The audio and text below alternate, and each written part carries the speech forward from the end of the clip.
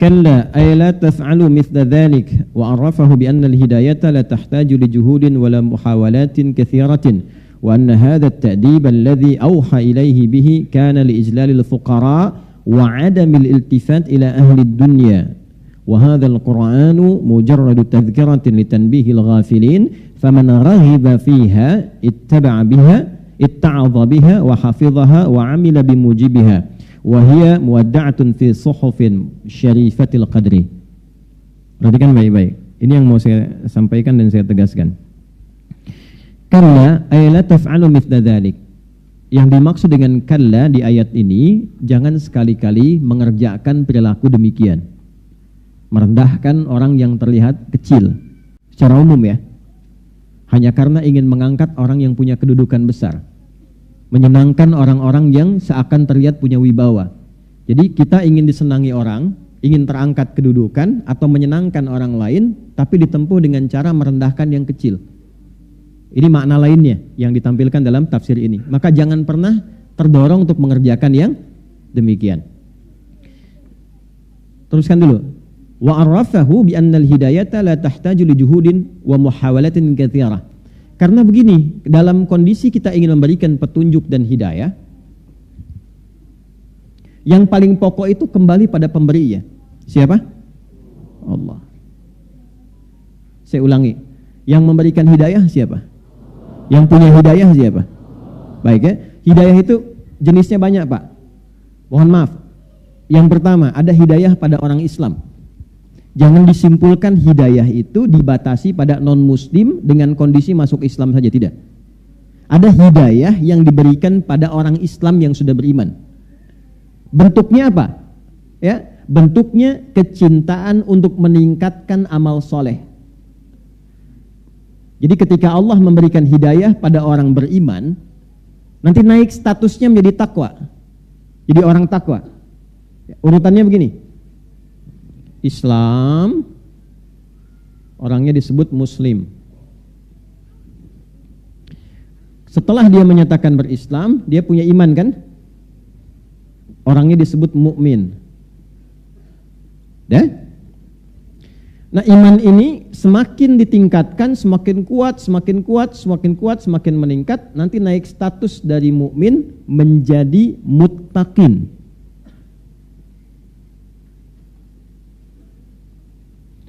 Di sininya takwa. Yang mengupgrade iman supaya naik statusnya, iman ini bertransformasi menjadi sifat takwa, orangnya berubah menjadi muttaqin, itu yang men-trigger ini, yang menguatkan supaya iman itu terus naik pindah level, itu disebut dengan amal soleh namanya. Amal soleh. Karena itu sering kita dapati kalimat iman di Al-Quran bersanding dengan amal saleh. Wal 'asr innal insana lafi innal ladzina wa. Nah, seseorang yang diberikan oleh Allah hidayah, padahal dia sudah berislam, sudah beriman, maka bentuk yang tampak dari hidayah itu diberikan kecintaan, kesenangan pada orang beriman itu untuk meningkatkan amal solehnya. Sehingga terus meningkat imannya dengan amal soleh itu. Dan berubahlah dengan itu menjadi pribadi muttaqin. Ini yang dimaksud pembuka surah Al-Baqarah dari ayat 2 sampai 5 itu. Dzalikal kitabu la hudal lil. Nah, bagaimana praktek hudalil muttaqin itu? Imannya dinaikin dari amanu menjadi yu'minun. Alladzina yu'minuna bil ghaibi. Lalu disupport amal soleh. Wa yuqimunas wa mimma razaqnahum. Walladzina yu'minuna bima unzila wa ma unzila min wa bil akhirati hum. Nah, itu naik statusnya. Naik. Itu bentuk hidayah yang pertama. Jelas? Nah, nanti levelnya naik lagi dari takwa kepada ihsan. Orangnya disebut muhsinin. Ini yang tertinggi. Ini level yang tertinggi. Level ini sudah menjadikan semua kegiatannya sebagai ibadah. Bicaranya ibadah, menatapnya ibadah, mendengarnya ibadah, makannya ibadah. Dan dahsyatnya, dalam ibadahnya dia selalu merasa diawasi oleh Allah. Jadi karena perasaan ini, dia tidak tergerak untuk berbuat maksiat. Itu level ihsan, orangnya muhsin.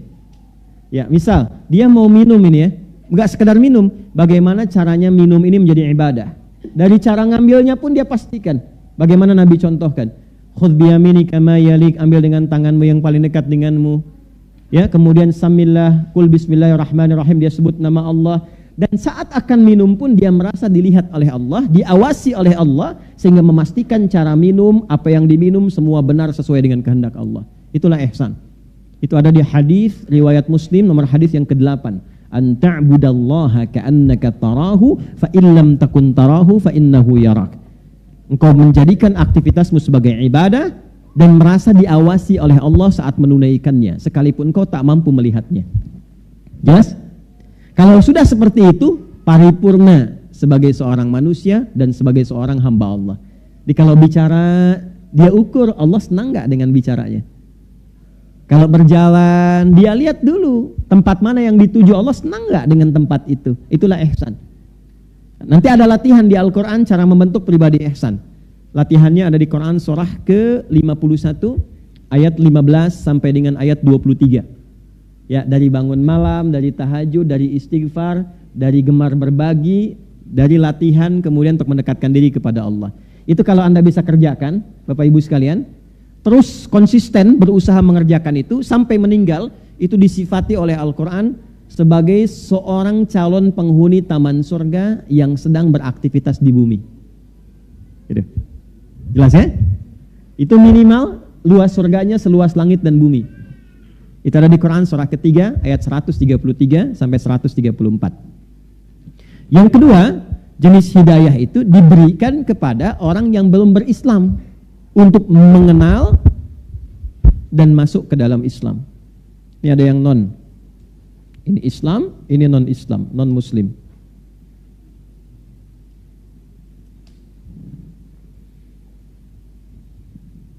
Tiba-tiba ada ketertarikan, bertanya, ada sentuhan kepada jiwa, turun hidayah.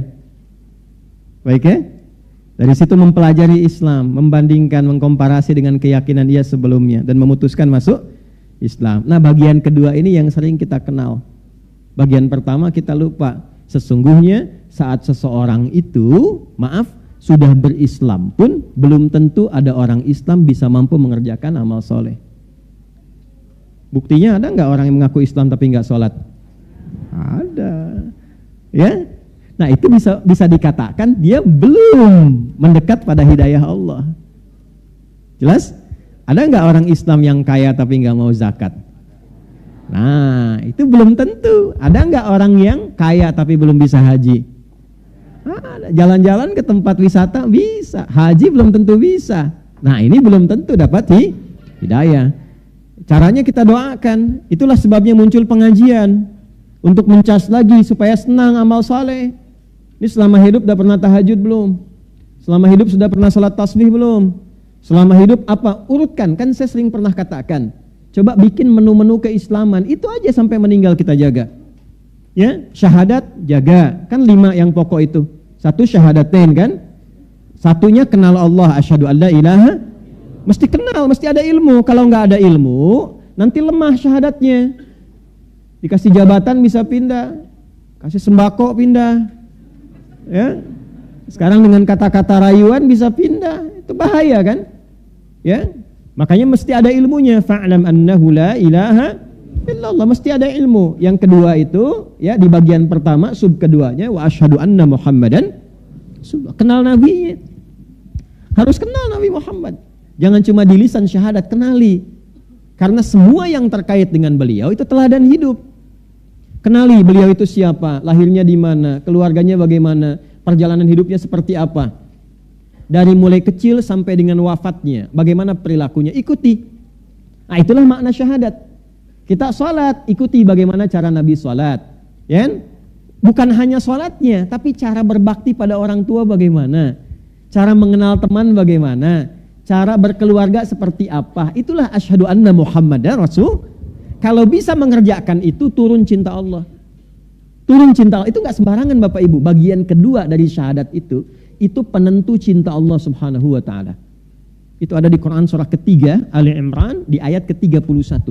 Qul in kuntum tuhibbunallaha fattabi'uni yuhibbukumullahu wa yaghfir lakum dzunubakum. Firaukan Muhammad sallallahu alaihi wasallam, katakan pada seluruh hambaku yang serius mencintaiku, kata Allah, buktikan cintamu, buktikan kesungguhan cintamu padaku dengan mengikuti ini Muhammad sallallahu alaihi wasallam. Jadi kalau kita mampu ikuti Nabi, belajar aja pelan-pelan secara proporsional. Hari ini saya mau belajar cara bangun tidurnya Nabi. Cari kalau Nabi bangun tidur bagaimana, diikuti dengan dasar kita ingin ikut Nabi. Maka saat kita melakukan itu turun cinta Allah. Tuh. Saya ingin belajar bagaimana cara memandangnya Nabi. Nabi kalau melihat tuh bagaimana? Diikuti, keluarkan ayat, keluarkan hadisnya, dipraktekkan, sepekan belajar itu, turun cinta Allah, dilekatkan pada pandangan kita. Jadi kalau seluruh hamba ini sudah terjaga dengan cinta Allah, maka seluruh perbuatannya akan dijaga dengan rahmat Allah Subhanahu wa taala. Bicaranya turun rahmat Allah, jalannya turun rahmat Allah. Kalau rahmat sudah turun, selesai, dijaga dia dari perbuatan yang menyimpang. Wa yaghfir lakum dzunubakum, diampuni dosanya. Ciri orang diampuni dosa, diberikan oleh Allah penjagaan pada dirinya, adalah malaikat yang turun di sampingnya. Apa kaitan dengan ayat? Itu yang akan kita baca nanti. Ya. Tapi tidak masuk status maksum. Maksum itu hanya untuk nabi, untuk rasul. Cuma dijaga, ya. Penjagaannya berupa kemuliaan. Dalam bahasa Arab disebut dengan karamah namanya. Ya, kalau nabi dapat mukjizat, kalau manusia biasa mendapatkan apa? Karamah. Dan karamah tidak diperjualbelikan, tidak buka papan nama ya. Gitu. Biasanya ketahuannya setelah meninggal. Ya, baru ketahuan. Kalau mukjizat didemonstrasikan untuk menunjukkan legalitas kenabiannya. Kalau karamah tidak didemonstrasikan. Ya, tujuannya bukan untuk mendapat pengikut, tidak. Nanti setelah dia meninggal, ada pengakuan dari orang sekitarannya, oh dia pernah begini. Nah itu yang disebut dengan kebaikan yang diridhoi oleh Allah Subhanahu wa ta'ala. Nanti menu keduanya sholat. Ya, keluarkan semua jenis sholat, bikin diagramnya. Sholat satu yang pokok apa aja, yang sunnah apa. Nah selama hidup dicek yang belum ditunaikan apa. 3 zakat, ya kan? Termasuk rukun Islam kan? Nah, udah pernah zakat belum? Kalau belum, bikin cita-cita. Selama hidup saya pengen zakat. Dulu orang mau kaya dengan dagang itu bukan karena ingin kayanya, supaya bisa beramal soleh dengan harta. Di tujuan kaya itu supaya bisa zakat, supaya bisa infak, supaya bisa sedekah. Bukan untuk pamer. Kalau pamer yang di jahiliyah, Pak. Jahiliyah itu bekerjanya supaya kaya buat pamer. Makanya dulu ada tempat kumpul-kumpul untuk pamer harta, nggak tanggung, dihitung, ya dihitung.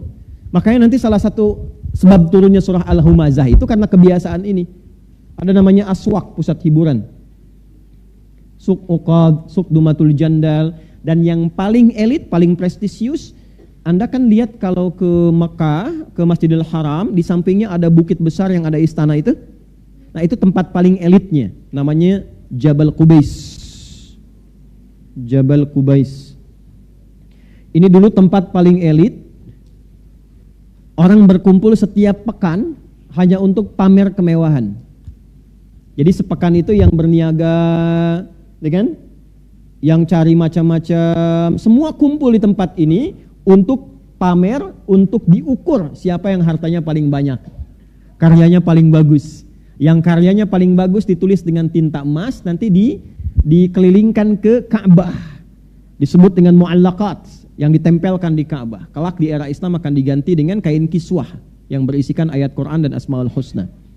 Jelas? Nanti yang paling kaya diangkat status jadi terhormat. Nih, jadi crazy rich kalau sekarang, yang punya kedudukan. Ya, jadi kalau misalnya maaf hanya untuk update status, flexing, oh jahiliyah udah hatam. Hatam dan terkenal pada masa itu. Tokohnya ada, bisa dilacak. Anda pun kenal sampai sekarang tuh. Ya, tahu Abu Jahal, Abu Lahab, tahu kan? Gitu. Jadi itu diantara tokoh-tokoh yang dulu, yang flexing ada, kan? Yang pamer-pamer ada, yang suka ngitung-ngitung ada, ya. Habis ngitung ngerosting orang juga ada, gitu. Sudah ada dulu, ya. Ada ayat roasting itu ada suratnya. Wailul likulli humazatil Celaka orang yang suka roasting orang lain tuh. Jangan dipotong kalimatnya. Ya, alladzi jama'a mala wa habis itu ngitung-ngitung honor, dilihat-lihat, kumpulin, hitung-hitung. Ya, ini kecenderungan kalau orang sudah banyak harta cenderung merendahkan orang yang kecil. Ya, yahsabu anna malahu akhlada, dia menduga harta itu membuat dia naik status elit dan mengekalkan eksistensinya dan sebagainya. Nah, ini kondisi ketika Islam datang, hidayah turun, dibimbing jadi lebih baik. Jadi orang bekerja itu bukan naikkan status jadi semata kaya, bukan, tapi bagaimana dia bisa beribadah dengan hartanya. Maka zakat jadi tujuan. Maka selama hidup kita mesti punya cita-cita. Cita-cita saya yang ketiga, satu, saya bisa zakat selama hidup. Jadi kebanggaan di hadapan Allah saat diagram keislaman kita dievaluasi. Kan ada checklistnya tuh. Anda masuk kantor kan di checklist. Masuk Islam di checklist juga nanti. Checklist pertama syahadat, kuat enggak? Checklist kedua sholat tuh di hari kiamat dihisab. Yang ketiga checklistnya zakat, ada enggak? Maka punya cita-cita dari sekarang. Enggak akan dilihat berapa jumlahnya. Yang penting selama hidup saya pernah zakat, saya pernah infak, saya pernah sedekah. Masuklah checklist catatan buku kita. Kitab, iqra kitabak, baca nih kitabmu. Kafa binafsikal yauma 'alaika hasiba. Inilah hisab yang pernah kamu kerjakan selama di dunia. Jangan bangga dulu kalau hartanya dititipkan lebih, dicek dulu fungsi ibadah dari harta itu berapa yang sudah terlaksana. Awas, apalagi yang paling berlebih selama hidupnya, wakaf aja belum pernah. Nanti hati-hati tuh hisabnya. Ya, minimal cari yang kecil dulu, wakaf mushaf pelan-pelan sehingga meringankan hisab. 4 apa? Puasa. Keluarkan menu-menu puasa. Bukan hanya Ramadan, puasa Senin, puasa Kamis, puasa Ayyamul Bid misalnya, ya. Pernah aja kerjakan supaya kita senang, ada checklistnya, kita pernah mengerjakan itu. Ya. Yang kelima, haji, umrah. Nabung supaya ada usahanya. Man istata'a ilaihi sabila. Kalau meninggal belum pernah ibadah haji, belum pernah umrah, tapi ada catatan malaikat selama hidupnya dia berusaha menabung untuk mewujudkan itu. Itu aja, simple kok. Kalau profesinya silahkan, jadi dokter silahkan, jadi arsitek silahkan, ya kan? Silahkan. Nah, fungsinya kita mengaji seperti ini untuk mengingatkan kembali, jangan-jangan selama hidup ada yang belum terlaksana. Maka pengajian salah satu cara kita menjemput hidayah. Sehingga ketika hidayah itu didapatkan, kembali dari sini kita ingat lagi kita belum sholat yang sunnah, belum mengerjakan ini, masukkan itu ke dalam menu kehidupan kita sebelum meninggal. Itu yang dimaksud dengan hidayah bagian pertama. Bagi yang mengajar seperti saya, ya, posisikan semua sama yang datang. Jangan karena yang ini punya status, ngadapnya ke sini aja, yang ini nggak pernah dilihat misalnya. Bisa beragam, bisa yang datang itu sambil jualan. Ya, itu di luar kan banyak yang dagang. Ya, yang dagang pun diniatkan untuk ikut belajar. Sehingga waktunya ngaji dulu. Nanti saya sampaikan pada Anda itu yang di luar tolong dibeli ya. Ya, dibantu, dibeli, ya, terus saling mengisi satu dengan yang lainnya, saling mendoakan. Anda yang membeli doakan supaya berkah dagangan, yang dibelinya mendoakan Anda supaya nyaman dengan itu, bisa ibadah jadi tenaga yang baik. Itu kan indah. Enggak, saya enggak bicara yang lain-lain, saya bicara yang di sini. Anda jangan kemana-mana. Dan ini enggak direncanakan, memang pelajaran kita begini. Kita kan apa adanya aja. Ya, kreativitas Anda aja kadang yang kemana-mana itu. Ya. Ini intinya. Jadi kembali kepada tadi, ini yang dimaksudkan. Maaf, ketika seseorang salah mengikuti petunjuk, ya, maka di sini kita katakan lagi, bi annal hidayata la tahtaju li juhudin wa muhawalatin katsiratin. Tidak perlu kreativitas melampaui batas. Ya, cukup ikuti apa yang Allah sampaikan. Nanti biarkan Allah mengerjakan bagian tugasnya, tanamkan pada si fulan, tanamkan pada si fulan, tanamkan pada si fulan. Pada intinya kita mengevaluasi dari sekian banyak ikut kita pengajian, berapa hidayah Allah yang sudah kita kumpulkan. Paham gak maksudnya? Mengerti ya? Jadi ada yang dari sisi pengajarnya, ada yang dari sisi pembelajarnya. Ayat ini ketika diturunkan mengoreksi kepada pengajarnya, jangan sampai ada pengajar-pengajar ketika ingin mengajarkan nilai Islam supaya orang dapat hidayah, mengemas itu dengan cara-cara yang berlebihan. Gak perlu berlebihan pun kalau Allah berkehendak dapat, ikuti aja petunjuk Allah, simpelnya demikian. Maka petunjuk Allah itu secara konseptual datangnya lewat Nabi. Kalau bicara begini, kalau mengerjakan dengan perilakumu seperti ini, kalau kamu ingin berkata demikian seperti ini, kalau ingin menyampaikan kisah seperti ini. Kalau engkau melampaui batas-batas itu boleh jadi alih-alih dia mendapatkan hidayah, yang lahir kemudian rasa yang kurang nyaman dengan nilai keislamannya. Paham sampai sini? Maka nanti ada pelurusan kembali di situ. Jelas ya? Baik.